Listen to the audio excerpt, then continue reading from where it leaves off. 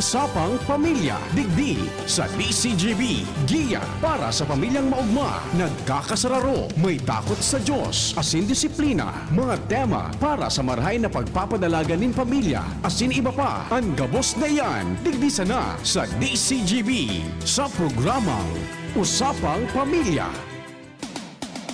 Usapang Pamilya, kay ba si Kuya A, asin Ate Jen.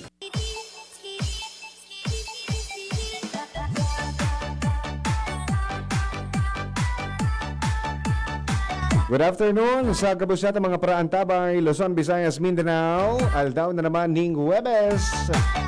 Petsa 24 na kan bulan ning Hunyo taong 2021. Maray na hapon sa iyo, partner. Maray na pagkahapon, partner. Maray na pagkahapon sa gabos sa mga parantabay. Well, Blooming ka ngunya na. Ikaw man ang guwapo ka ngunya. May bangsa ko ngunyan. Sige. Welcome po mga tugang sa programang Usapang Pamilya, kay banan si Ate Jen and Kuya A. Opo, sarong oras na naman kita mag-iribahan digdi sa programang Usapang Pamilya. Muy partner, ngunya na pagkahapon, ano kita, uyan ng espesyal ang sa tuyang hapon ngunyan. Correct. Sige daw, istoryahi daw nga bay kung nata espesyal. Special partner ang sa tuyang aldaw ngunyan dahilan sa ngunyan ang celebration kang kafiestahan ni Saint John the Baptist. Apoy ra dyan, ang sa tuyang ika-33 na Arsobispo kang Manila, ginibo kang kasubaago ang solemn installation and Eucharistic celebration dyan sa Manila Cathedral. Of course, His Eminence Jose Cardinal Advincula, partner. Oh, yun ha. Barat ako may informasyon hali kay Angel Yes, Mustasa. opo. Dakula ang makako at adigdi partner na adal. Of course, ini man ang pinaka-enat na humiliya kan sa tuyang baagong arsobispo sa Manila. Okay, sige. Kaya magayon na madangog tapo ini lambang miyembro kang pamilya. Kaya ang detalye and partner, Yaw kay Angel? yan kay Angel. Angel! Mustasa, please come in. Jan and Kuya A, para sa to yung mga tagapag-antabay, para sa mga dugang na informasyon, formal lang nagtukaw bilang ika-33 na Arsobispo kan Simbahang Katoliko kan Manila, si Jose Cardinal Advincula. Si Advincula ang nagsalida kay Cardinal Luis Antonio Tagle matapos na ipigdesignara ni Pope Francis si Tagle bilang Prefect of the Congregation for the Evangelization of People. Si Jose Cardinal Teteng Advincula, 69 anyos, dating Arsobispo kan Capiz, midbida para sa iyang episkopal motto na odyama sarong Latina taramunan ibig sabihon, I will listen. Ngunyan sabay-sabay natong antabayan ang kainot-inoting homilya ni Advincula bilang Arsobispo kan Manila. Thank you so much, Angel. Pag mga arog talaga ka na bareta, Angel talaga naghatod sa tuya. So, ngayon mga tugang, may hiling tapo. So, primerong humiliya, ngunya na pagkahapon. So, sa mga nag-aantabay, sa Facebook Live, kan DZGB News Online. may hiling tapo. Opo, So, okay. yan pinag-preparar kan sa tuya ng mga IT personnel dyan, na si Richard and then si Adin, si Richard. When our beloved Holy Father, Pope Francis, named me Cardinal and eventually appointed me as Archbishop of Manila, I must confess, I was simply overwhelmed by such honor and responsibility. I have had many restless days and sleepless nights as I confronted my doubts and fears. But now, I am imbued with confidence to own the words of the prophet Isaiah as God's servant in the first reading. Yahweh called me from my mother's womb. He pronounced my name before I was born. Such distinct honor comes through with the responsibility as the Lord reveals to Isaiah. It is not enough that you be my servant. I will make you the light of the nations, that my salvation will reach to the ends of the earth. But the gospel and the second reading today make me realize that, like John the Baptist, I am but a herald, for Christ our Savior is the light of the nations. As his name suggests, John the Baptist is the herald of God's mercy. As Christ's herald, I too must proclaim God's mercy. I stand here before you today as that herald. Let me convey my heartfelt gratitude to our beloved Holy Father, Pope Francis. Your Holiness, thank you for your trust and confidence. Your constant and living witness as the greatest herald of God's mercy in our times is truly my inspiration in shepherding Christ's flock. This must be the day the Lord has made. For 3 times, the bestowal of the red hat on me was postponed due to COVID-19 pandemic. Each time, I simply smiled and thought, in God's time. Today, I am finally here with you. See, I had the red hat and the cardinal's ring only 7 days ago, when I should have been wearing it 7 months ago. The pandemic has indeed held us hostage for 1.5 years already. Apparently, it is far from over yet.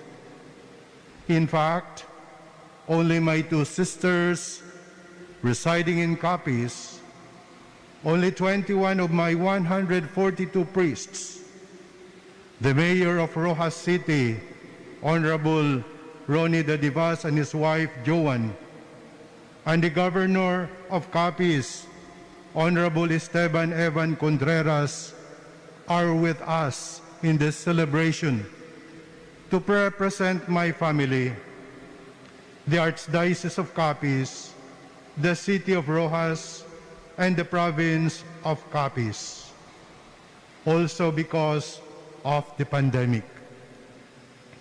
A good number of people would have been here with us if not for the pandemic. The scourge has crippled us in many ways, but it has enabled us to in more creative ways and has made us see clearly the things that we value most in our lives.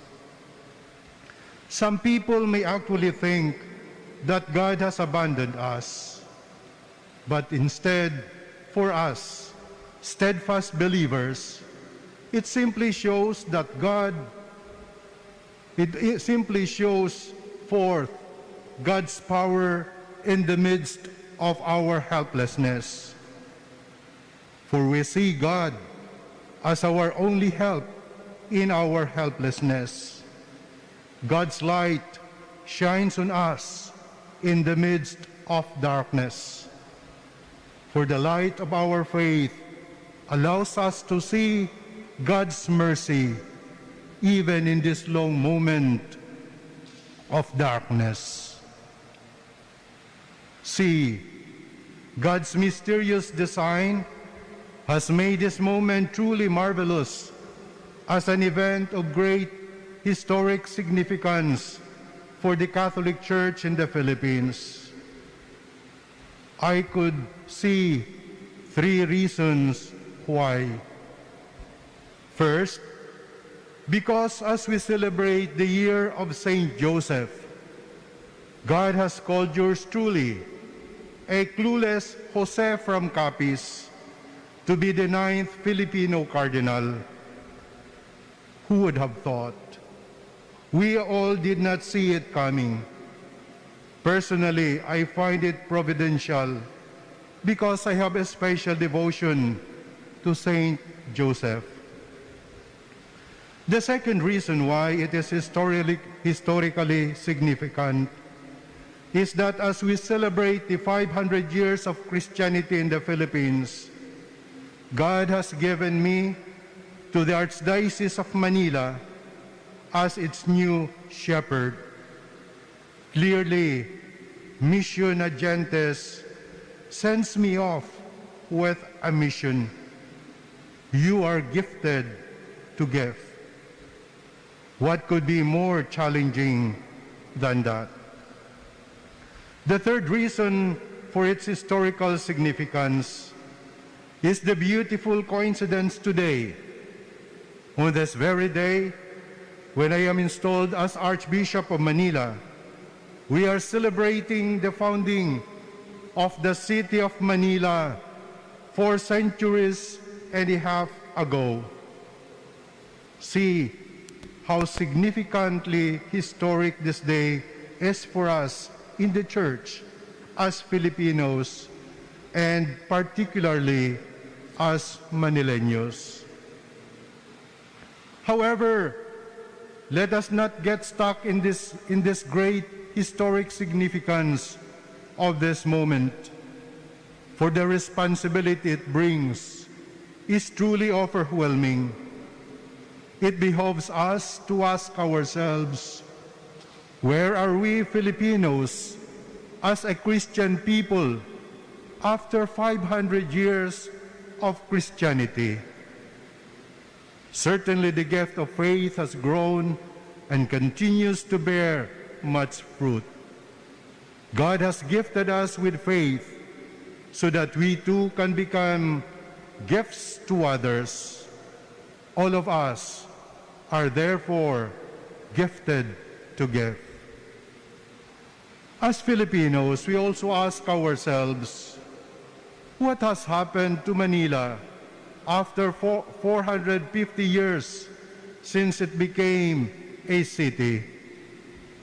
This is an event that should also help us reflect how significant Manila is in the formation of our values as a Filipino nation towards true communion and authentic progress. As we can see, the pastoral challenge far outweighs the significance of all these historic events converging today. All of us Filipinos are called to take up a challenge, such a challenge, in our respective ministry or area of responsibility, especially for us leaders of our nation and of our church. At this point, allow me to share with you how I see the pastoral challenge before me as your shepherd here in the Archdiocese of Manila. God has gifted. You must have heard something about me already, about my ministry as priest, and bishop, to share with you, and especially how I have tried to live up to my episcopal motto, as your shepherd Audiam, in the Archdiocese of Manila. God has gifted. My beloved brothers and sisters in Christ, already, I have nothing new to tell you today except my commitment to renew my heart's desire to my episcopal to renew my heart's desire to be a listening shepherd to the flock entrusted to my care.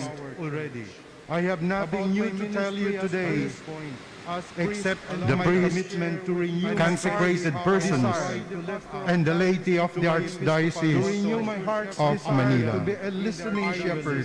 I am deeply aware how I fall short of people's expectations of me, how unworthy and inadequate I am in many ways. Consecrated persons like Moses and the prophet Jeremiah. I am not a good speaker. I am deeply aware. Despite their shortcomings, however, God had empowered them to speak on His behalf and show forth His saving power. Consecrated persons, Our beloved Luis Antonio Cardinal Tagle, my dear predecessor, a very eloquent speaker, assures and empowers me in a video message posted online, telling me, and I quote, "Our beloved, just be who you are." Ang tinawag ng Diyos, ikaw, at ang maglilingkod ay ikaw. At ang ibibigay mo sa napakabuhay na sambayanan sa Archdiocese ng Maynila ay ikaw. Ikaw ang biyaya ng Diyos. Don't worry. You are God's gift as you are, and be who you are. Cardinal Chito, maraming din pong salamat sa iyong pagiging tunay na biyaya ng Diyos sa akin at sa aming lahat. You are truly an inspiration, so close to our hearts. As fruit of my prayer and discernment, I draw inspiration especially from the personal encounter of Simon Peter with the Lord, when Jesus asked him 3 times, "Do you love me?" Peter replied, "Yes, Lord," for 3 times. Only after that total and unconditional commitment to love, did Jesus our Lord empowered Peter by saying, "Feed my sheep." We all know how Peter denied Christ 3 times and cried bitterly afterwards for his weakness. How he tried to escape from Rome to avoid persecution and death. But our Lord challenged him, "Quo vadis? Where are you going?" So he went back to Rome and eventually died by crucifixion as his ultimate witness to Christ. Despite his shortcomings, Peter served Christ's flock faithfully until his last breath, giving his total and unconditional love to our Lord Jesus Christ. Peter proclaims that same fidelity as he urges the elders of the church. Give a shepherd's care to the flock of God that is entrusted to you. Heeding the call of the Apostle Peter, let me renew my love for Christ once more, so that I may be able to give a shepherd's care to the flock he has entrusted to me. As he empowered Peter, our Lord empowers me to feed my sheep. First of all, it reminds me that it is not my sheep that I am entrusted to take care of. Rather, lest I forget, it is Christ's sheep, not mine. The real owner and shepherd of the sheep is Christ, not me. I am just his herald, his instrument. But I own them with all my heart in the name of Christ. As I surrender myself in prayer, Lord, use me. I beg you to grant me a steadfast faith that you will always be with me and will never abandon me. If the Lord were to use me as his herald, then that means I must listen attentively to Christ, what he wills me to do for his sheep. And he reveals his will as our good shepherd when he laid down his life for us, that we may be saved and have life to the full. Please pray for me that I may have a heart after that of Christ, our Good Shepherd, a listening shepherd to Christ's bidding, ever ready to suffer for and serve Christ's sheep. And Christ bids me to feed his sheep. Feeding Christ's sheep implies knowing them and their needs, each one. The shepherd knows his sheep, and they know him. Knowing them implies listening to them, paying attention to the distinctive sound of every sheep. For Pope Francis, it is a call to stay close to the marginalized and to be shepherds living with the smell of the sheep. It is my ardent desire to listen to all, but especially to the lambs, which represent our youth and other people in the peripheries. Because of less attention given them by the church sometimes, their faith is as fragile as the health of a lamb. They are an easy prey for the marauding wolves. I cannot feed my flock unless I listen first to their needs, their longings. While listening to them, I would be able to journey with them in their sorrow and joy, in their suffering and glory, and work with them to bring them closer to Christ. I pray that Christ grant me the grace to be a listening shepherd to his flock, so that I can journey with you and lead you all back to Christ, our good shepherd. Our solemn celebration of the birth of Saint John the Baptist sheds light on this mission, which brings me here with you today. As I have pointed out at the start, John was the herald of Christ, our Savior.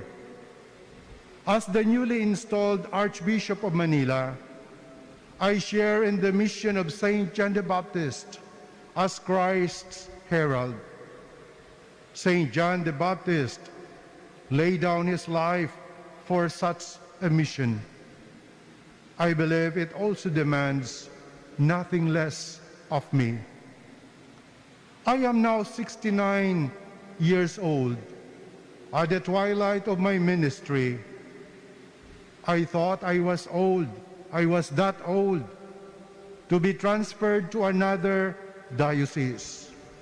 I was hoping to spend my remaining years in the Archdiocese of Capiz, close to my family and fellow Capiceños. But in a mysterious fashion, God has called me to get away from my comfort zone and serve Him in a manner far beyond my expectations. And it demands of me a lot more than I can give if I am to shepherd His flock after His own heart.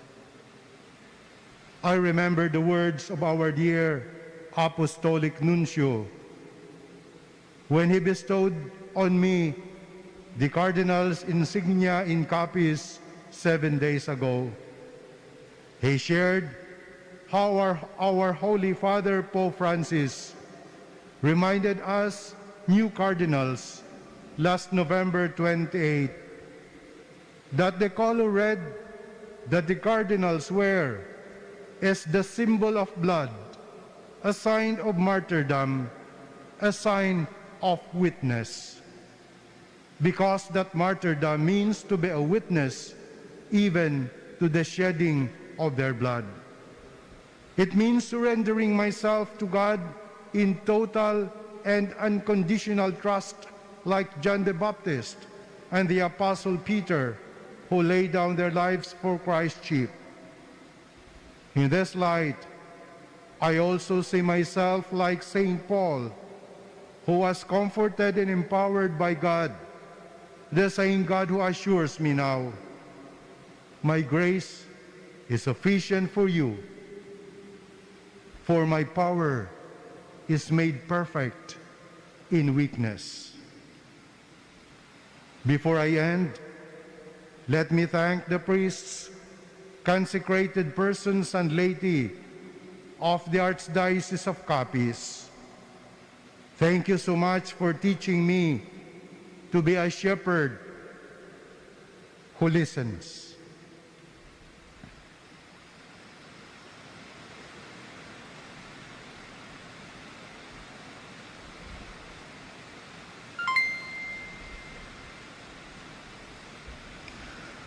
For almost 10 years of being your bishop,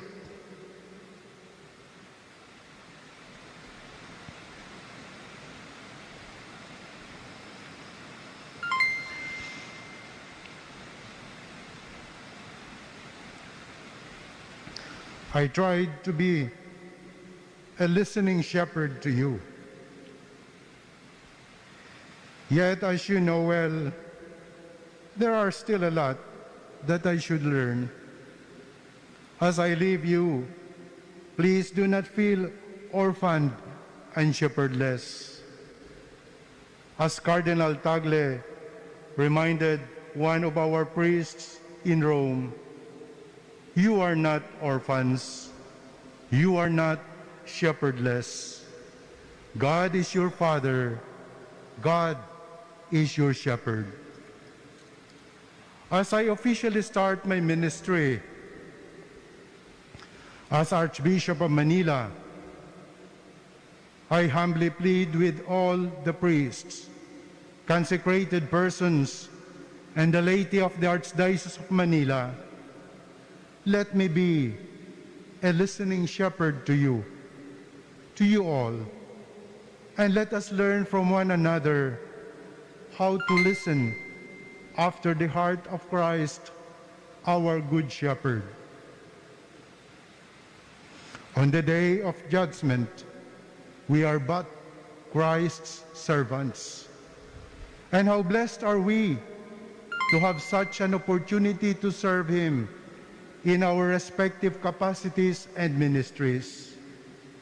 We are no more than Christ's heralds and instruments.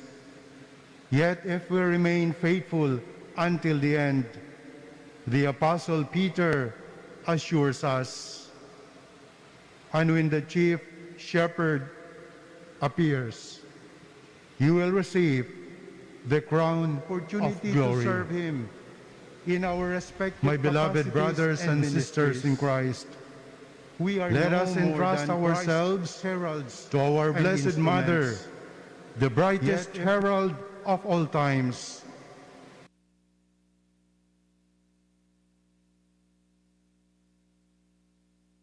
Strength and inspiration. Eternal care, keep us from getting astray and lead us closer to Christ, her Son, and our divine Shepherd. Our Lady of the Immaculate Conception, pray for us who have recourse to Thee. Amen.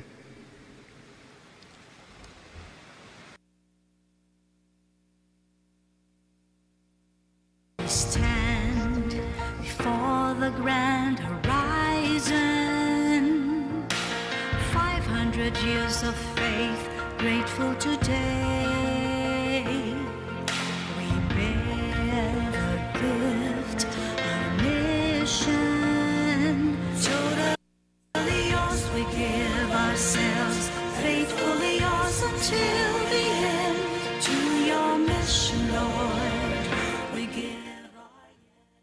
Oras niya ito mga tugang, alas 2:40. An oras hatod sa Indokal, Alaksan FR, ibuprofen, and paracetamol, Alaksan FR. Isang Alaksan FR, tapos ang sakit ng katawan. Joy! 15-day mileage claim is based on quantitative consumer usage test. Joy Quincenas Pack, only 10 pesos and 50 centavos SRP. United Home Products. United Home Kidilets. United Home Sitab. Ang bahay mo, protektado sa tulong ng United Home Products. Embassy Whiskey. Chill muna tayo. Enervon C Tablet. Enervon C Tablet. Multivitamins Enervon. Pag may more immunity, mas happy. Wilkins Distilled. Most recommended by doctors. Neurobion. Neurobion. Helping true heroes by nourishing nerves. Vitamins B1, B6, B12 is the generic name of Neurobion. If symptoms persist, consult your doctor. Downy. May bango na tumatagal ng 24 hours laban sa amoy pawis. Pakinggan natin ang aktwal na testimonya ng isa sa mga natulong gumaling sa pag-inom ng Philnona Juice. 100% pure. Ako si Fatima Dixis ni Aguilar, sarong public school teacher sa Legazpi City. Nagkamati po ako kitrangkaso, kulog kilawas, sipon at ubo. Pati man ang sakuyang agum na pulis na sarong frontliner at ang samuyang aki. Natakot kami tabaka COVID na ang samuyang namatayan. After 2 days, napakainumin Philnona Juice, nagmaray na ang samuyang kamatayan at kuminusog tulos man ang samuyang resistensya. Grabing pagpapasalamat mi, lalong-lalo na sa satuyang Diyos. Na narahay kami tulos kan samuyang kamatayan. Philnona Juice at Philnona Capsule. Subok na at epektibo pa. Mabibili na sa inyong mga suking butika. No approved therapeutic claims. Lemex na! Kawawang batay, lubo, hinika, parada ng salbay, plema. May halamang muntik, natural ng pampawi, kung tawagin ay lagundi. Nasa Lemex for Kids yan! Sarap, lasang orange, yummy, banana! Lemex na! Sa ubo ng baby pasteco, Lemex Lagundi for Kids. Pinalalabnaw at pinalalabas ang plema para sa maginhawang paghinga. Tigil na upo, sarap na huminga. Lemex Lagundi for Kids na! Basta Lagundi, Lemex! Vitex Nagundu L. Lagundi Leaf is the generic name of Plemex for kids. If symptoms persist, consult your doctor. It's happening! The BTS meal is now available at McDonald's. 10-piece chicken McNuggets, a Coke, fries, and 2 new sauces, sweet chili and Cajun, inspired by sauces from McDonald's South Korea. Careful, they have a little kick. The BTS meal. Get it now at a McDonald's drive-thru or order via McDelivery while you can.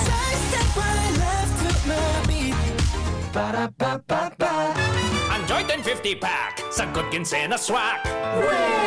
Sobra ka bikoy pakno! Ang sikreto, dikit 25 turo sa sarong grupong hugason swak. Dikit na tubig bukagon asin pa sa puhon. Sobra sa boss, sobra sa epekto! Dikit 25 turo sa sarong grupong hugason swak. Enjoy 1050 pack sa Good Ginsena Swak. Enjoy 1050 pack sa Good Ginsena Swak. 15-day mileage claim is based on quantitative consumer usage test. Joint Consensus Pack, only 1050 SRP. Inihahandog ng Goldshine Pharmaceuticals Incorporated ang Magkape at Magkamilyon sa Jim's Coffee Raffle Promo. Ang isang entry ay dapat may kalakip na 5 sachets. Any combination ng alingmang Jim's Coffee products. Ang mga proof of purchase na ilalakip ay dapat may expiry year na 2021 onwards. Ilagay sa puting sobre kasama ang pangalan, edad, kumpletong address, contact number, firma. Kung anong Jim's Coffee variant ang inilakip, ang pangalan ng tindahan kung saan binili ang Jim's Coffee at ang promo title. Ihulog ang mga entries sa mga partner outlets nationwide. Magkakaroon ng preliminary draw kung saan 6 ang pwedeng manalo ng 100,000 pesos at 27,000 pesos sa bawat partner outlet. Ang grand draw ay sa December 22, 2021 kung saan isa ang maswerteng mananalo ng 1 milyong piso. 1 million pesos. Ang kanyang partner outlet ay magkakamit ng 100,000 pesos. Mayroon ding 27 winners ng 27,000 pesos each. Magkape at magkamilyon sa Jim's Coffee Raffle Promo. See posters and print ads for more details. Promo period is from April 9 to December 5, 2001. Per DOH FDA CFRR permit number 0133 series of 2001. Harapin ang hamon, mga true hero. Sa neuropathy di magpapapigil. Pag namamanhid, nangangalay, o may tusok-tusok na ramdam, mag-neurobion na. Neurobion, neurobion on. Neurobion, neurobion. Take clinically proven Neurobion. It helps treat nerve damage and helps regenerate the nerves with proper diet and healthy lifestyle. Vitamins B1, B6, B12 is the generic name of Neurobion. If symptoms persist, consult your doctor. Ang pinagalan. Sinakripisyohan. Ginaklutan. Daipig sa sayang. Sa Red Horse, kada turo, may siram, may kusog, may sipa. Kaya kada turo, bawi. Kusog kan tama, pero bakun wasak. Drink responsibly. Red Horse Beer, sulit sa sarap at sipa sa presyong di nagbago. Mabibili sa inyong mga suking tindahan. Drink responsibly. Usapang Pamilya. Kay ba si Kuya A asin Ate Jen?